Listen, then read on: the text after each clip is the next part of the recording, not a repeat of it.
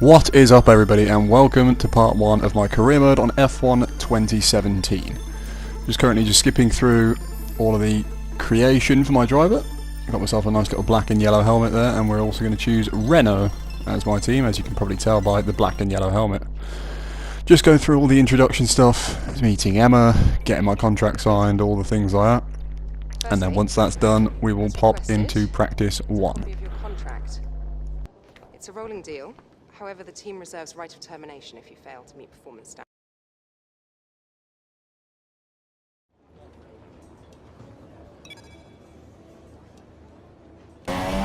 Right, moving on into practice now. I just decided to try and do as many of the R&D objectives as possible. This was the track acclimatisation, get a nice purple score there of 495.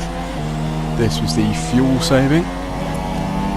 Again, a good half a second up on the delta and in the green, comfortably in 1 lap. Didn't want to try and get purple, as I felt it would be too time consuming.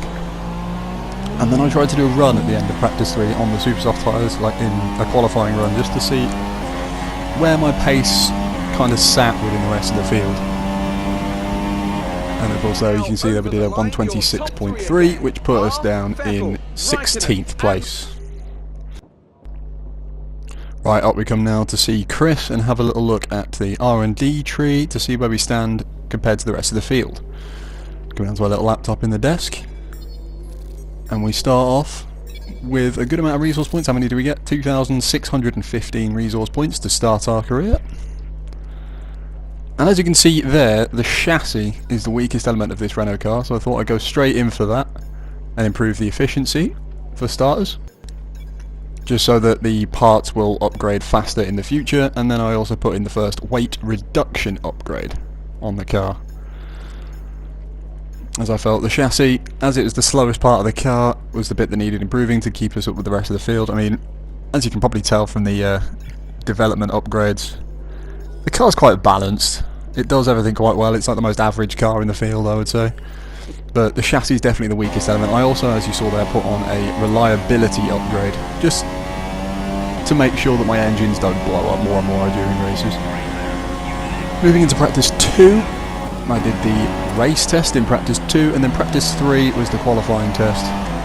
I'm going to show you through different parts of the track, just so you can get an idea of my driving style. As you see there, coming through turn 5. This was quite close, I've found, as well, with the delta, so I feel like the difficulty is kind of right. I feel like it's going to be a suitable challenge, should we put it that way. Going through turn 8 and 9, through the final corner, we're just 2/10 up, but lose a lot of time coming out the final corner, and just scrape green on the delta, beating the delta by just over 100th of a second, which again leaves us P16 for practice 3. Moving into qualifying now, it gets very overcast as we go for our first proper run on the Ultra Softs. We did a 24.6, but that wasn't a competitive lap time, so I don't think I'd leave that there. And we crossed the line to do a 124.2. Still in qualifying 1, wasn't happy with that lap, so I decided to go out on a fresh set of tyres and put in the best lap possible. Already half a second up coming into the final sector. Now down to 4/10 coming through the final corner. And again, a good exit compared to last time, so we're now up to half a second. Will it be a 23.7? 23.709 puts us 12th in qualifying 1. Faster than our teammate Hulkenberg, but still 2 seconds off the pace of the leaders. Qualifying 2, I decided to do my initial run on super soft tyres just to get an idea, and it was faster than the first run I did on Ultra Softs in qualifying 1, 24.4. Then whacked on an old set of tyres. It didn't feel good. It was the tyres I set my fastest lap on in qualifying 1. And as you can see, we're already down, so I'd still decided to post the lap anyway, just so I knew how much slower those tyres were. But then here we go, coming on to my final lap of the session, right at the end of Q2. I knew this was important, so we're currently down in 14th place, a little bit of a corner cut in turn 1. But it has gained us 2/10 by the end of the first sector. Great exit out of turn 4, gained us so much time. Almost 3/10 up coming into sector 1. Losing a bit of time there, getting a bit too much of the curb on the exit of turn 6. Good exit out of 8. Launching us through 4/10 up. We're now 6.5 up by the end of the lap. 7/10 now. Final 2 corners. Looks like we could be on for a mid 123. 8 tenths coming out the final corner. This has been a brilliant lap. This could be a 123.5. 2 tenth improvement from qualifying 1, a 123.5. Where does that put us? Only 15th. I felt like that was a really good lap as well. Couldn't really push much harder on that lap. That was as quick as I felt I could go in that session. And it's put us last in Q2. Hulkenberg miraculously up in 7th place as we move on to the race. Right, Jeff suggested a one-stop strategy for me for the race and also overfueled my car quite a bit, so I definitely had to change the fuel, but the one-stop could put me in a good stead, especially with the guys in the top 10 probably all going to be doing 2 stops from Ultras to Supers to Ultras. As we launch out, get past Magnussen off the line, but we've got Force India trying to dive up our inside of Esteban Ocon, I think that is. Round the outside of Grosjean in turn 1, he's still there, got to give him the room on the outside of 2. Yeah, and hold it well. Decide to sit behind and try and go for a move into turn 3. Yeah, get past Grosjean quite comfortably. Can we make one on Perez as well? Oh, side by side. Side by side still. Perez holds it round the inside of turn 4 very well. Good defensive driving from the AI there. And we are up into P13, gaining 2 positions off the start. Diving past Perez into turn 6 as well. Up into 12th. The soft tyres seem to have some good pace early on, which I'm quite liking. I was able to push very hard in the early stages of the race without too much consequence, especially when the drivers in front had their tyres starting to go off, as we now catch up to the back of Daniel Kvyat at the end of lap 1.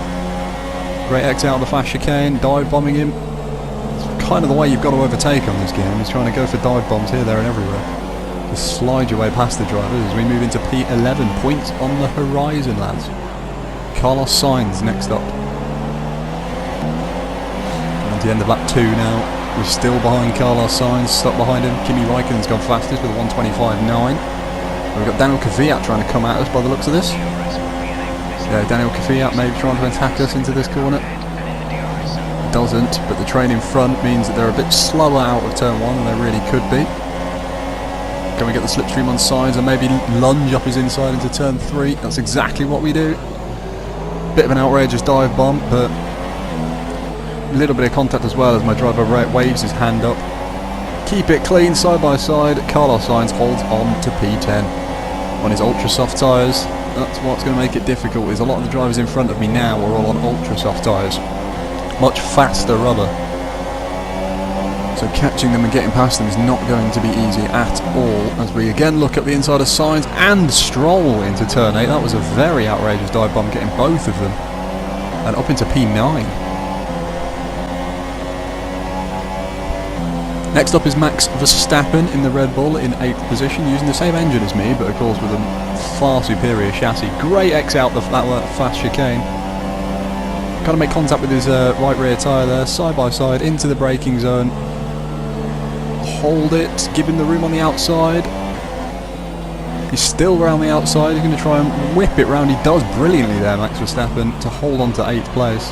Loving the driving from the AI at the moment so far in this game. And again, try and stick it up his inside of the final corner. We get past him, and we get a better toe out of the final corner, but this now allows Lance Stroll to come at us into turn 1. A little bit of contact pushing me wide, and it also means that I lose another position to Carlos Sainz and drop to 10th. Staying in the points, but the AI with a lot of aggression there. Stroll diving up my inside into turn 1 and squeezing me out for room, really. And Carlos Sainz capitalising on the opportunity. Max Verstappen's now dropped to 12th behind Daniel Kvyat. So he's been the biggest loser of all of this. As some of the ultra soft tyre runners are pitting, I'm up into 4th with Daniel Kvyat around my outside. Stick to the inside line. I intentionally pushed him around the outside, as that was the worst line for him to have. Coming on to the end of lap 11 now. All the ultra soft runners have now pitted for the first time. Even Raikkonen, who has come out miles in front of me. As you can tell, he's already 16 seconds ahead of me. As Kvyat again tries round my outside into turn 1, a little bit of a corner cut to keep him at bay, but we hold on to 2nd position. End of lap 12. This seems to be the AI's favourite overtaking position around here, is out of the final corner and into turn 1. It's like on 2016 where turn 8 always seems to be their overtaking spot, out of turn 8 and into the fast chicane.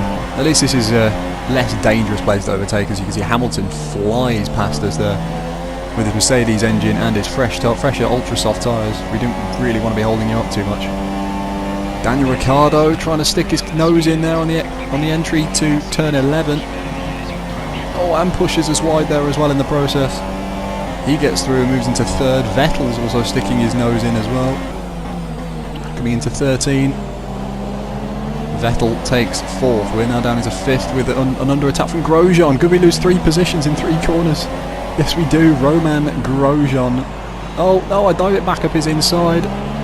Side by side as we both enter the pit lane to make our one and only stop of the race. Great battle in there with the AI. Me and Grosjean side by side right at the pit entry, but we're both pitting at the same time. Let's have a look and see what the pit stop times are.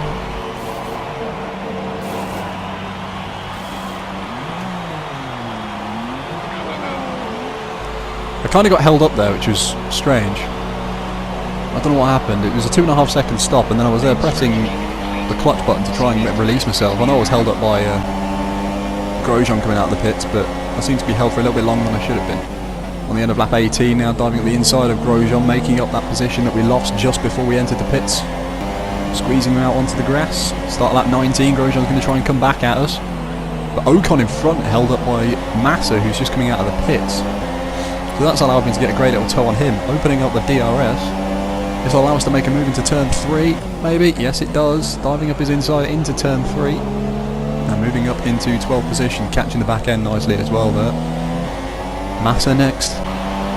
Points could be on the horizon, as all the other 2 stoppers have pitted now. We move up into 9th position. And it was now a case of trying to hold on to these points, because we had drivers behind him, very similar cars, but just kept getting slipstream and DRS and toes on us. As you can see from Grosjean here. Tried to force him to the inside, or outside. He decided to use the inside, and we held it round the outside of turn 1 to hold on to P9. Penultimate lap now, Grosjean again looks like he's going to have another go at us. He'd been kept quiet for a few laps after that, the initial hold-up. But again, tries it around the outside of turn 1, and we hold it again. Round the inside. This is getting very, very aggressive now for the final lap of the race. Everybody wants these points. There's an enormous train of about 4 cars behind me, including Grosjean, the Toro Rossos, and my teammate Hulkenberg, who sat at the back of this. Grosjean getting a great run, looking at the inside of turn 11. We make a bit of contact, but we leave him the room. A little bit of a corner cut to gain the position, but I felt if I'd have taken the normal track, I'd have just ended up pushing Grosjean wide. We hold on to position 9 as we come into the final sector. I mean, 9th place I feel is a good position for the car, as I was only predicted 13th after my qualifying position, so I will take P9 and outracing Nico Hulkenberg. I'm a minute off the pace, but I will take P9 as it's as a first result in a Renault in a midfield car. I will take P9. It kind of shows that we're one of the best of the rest. But there were only 2 retirements in that race, one of them being a Sauber and one of them being a Red Bull. I believe those were the 2 retirements in the race. Ferrari has won the race. We'll find out which one as we go to the podium celebrations. And I have to wonder, Anthony Davidson, just what set them apart from the competition here. Well, I think the track conditions just really suited their car today. Wind, track temperature, you name it.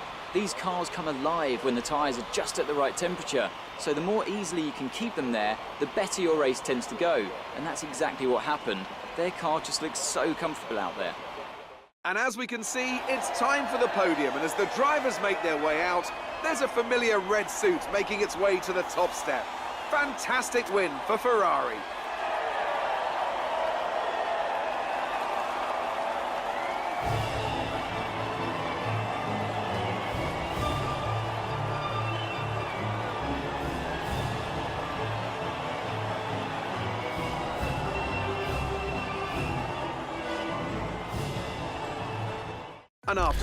So yeah, Kimi Raikkonen won, seems to be a common theme amongst a lot of career modes. Lewis Hamilton second and Sebastian Vettel third. We got 9th on our debut, which I think is very, very impressive. And I will leave the episode there. Thank you very much for watching, guys. Leave a like if you enjoyed, drop a subscription if you haven't already as well, and I will see you next time for the Chinese Grand Prix. We hope to see you then. Take care.